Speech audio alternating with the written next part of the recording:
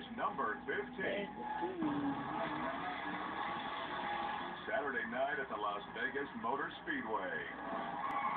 There's no better place for a gearhead to show off his automotive muscle.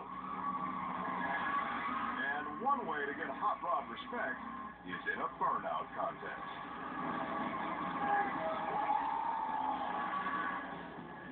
The driver of this killer Camaro is certain he'll win.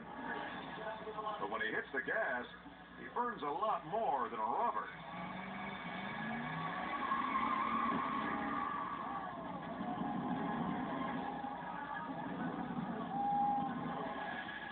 A blown gasket spews oil on the red-hot engine,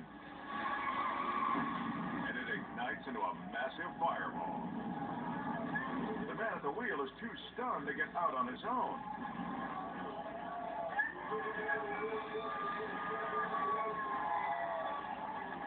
He's okay, but his classic ride is cooked.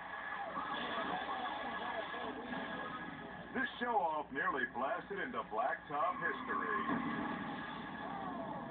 But add in some speed,